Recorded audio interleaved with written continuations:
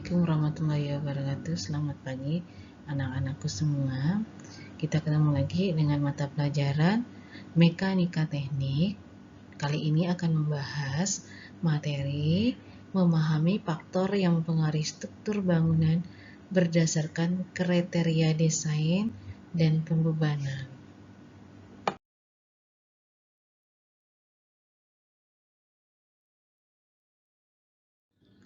Adapun tujuan dari pembelajaran ini, setelah kalian menonton video tentang faktor yang mempengaruhi struktur bangunan, maka siswa dapat menyebutkan faktor yang mempengaruhi struktur bangunan berdasarkan kriteria desain, kemudian menyebutkan faktor yang mempengaruhi struktur bangunan berdasarkan pembebanan, menganalisa faktor yang mempengaruhi struktur bangunan berdasarkan kriteria desain, yang terakhir, menganalisa faktor yang mempengaruhi struktur bangunan berdasarkan pembebanan.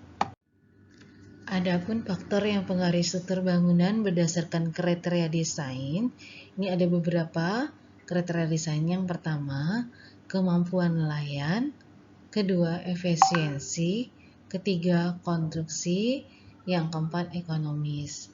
Keempat, kriteria ini akan dijelaskan pada slide berikutnya. Kita bahas kriteria desain yang pertama, kemampuan layan. Ini adalah struktur harus mampu memikul beban rancangan secara aman tanpa kelebihan tegangan pada material dan mempunyai batas deformasi dalam batas yang diizinkan.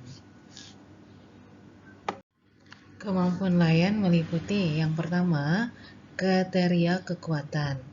Pemilihan dimensi serta bentuk elemen struktur pada taraf yang dianggap aman sehingga kelebihan tegangan pada material, misalnya ditunjukkan adanya keretakan, tidak terjadi.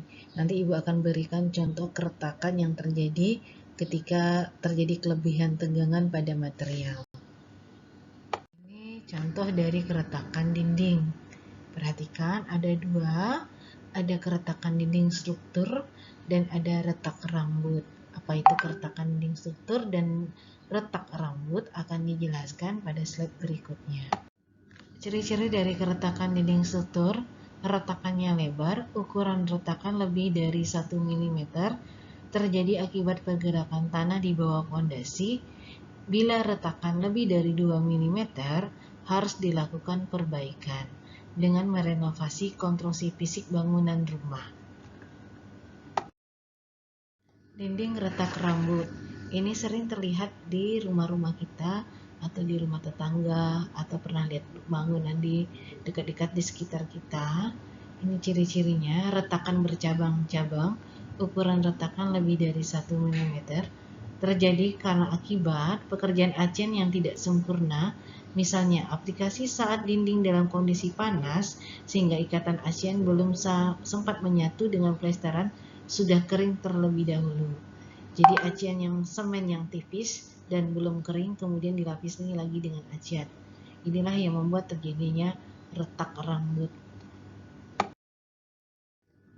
Kemampuan layan yang berikutnya adalah variasi kekakuan struktur. Berfungsi untuk mengantar deformasi yang diakibatkan oleh beban. Deformasi merupakan perubahan bentuk bagian struktur yang akan tampak jelas oleh pandangan mata, sehingga sering tidak diinginkan terjadi. Ini ada contohnya, kita lihat slide berikutnya tentang deformasi. Yang gambar pertama itu adalah deformasi menumpuk. Gambar kedua itu adalah menara visa. Ini sebagai contoh elemen struktur yang mengalami drip berlebih atau ada kesalahan drip konvensional. Katanya sih fondasinya dibangun di atas tanah yang bersifat pasir berlumpur. Jadi untuk tanah-tanah yang seperti itu harus benar-benar adanya perhitungan fondasi yang sangat dalam untuk mencapai ke tanah kerasnya. Jangan sampai salah perhitungan fondasi, akibatnya bisa fatal, bisa mengalami keruntuhan yang tidak diinginkan. Kemampuan layan berikutnya adalah gerakan pada struktur yang juga berkaitan dengan deformasi, kecepatan dan percepatan aktual struktur yang memikul beban dinamis dapat dirasakan oleh pemakai bangunan dan dapat menimbulkan rasa tidak nyaman. Pada struktur bangunan tinggi terdapat gerakan struktur akibat beban angin. Semakin tinggi bangunannya, beban angin itu semakin besar. Beban anginlah ini yang dinamakan dengan beban dinamis. Ini akan dijelaskan pada part berikutnya tentang faktor struktur bangunan yang diakibatkan adanya pembebanan. Kriteria desain berikutnya, yang kedua, itu adalah efisiensi. Kriteria efisiensi mencakup tujuan untuk mendesain struktur yang relatif lebih ekonomis. Indikator yang sering digunakan pada kriteria ini adalah jumlah material yang diperlukan untuk memikul beban. Memang suatu bangunan itu harus bersifat lebih ekonomis, adanya penghematan, tidak pemborosan, tapi harus memiliki kualitas bangunan yang tinggi. Kriteria desain yang ketiga itu adalah konstruksi. Tinjauan konstruksi juga akan mempengaruhi pilihan struktural. Konstruksi merupakan kegiatan perakitan elemen-elemen atau material-material struktur. Konstruksi akan efisien apabila material mudah dibuat dan dirakit.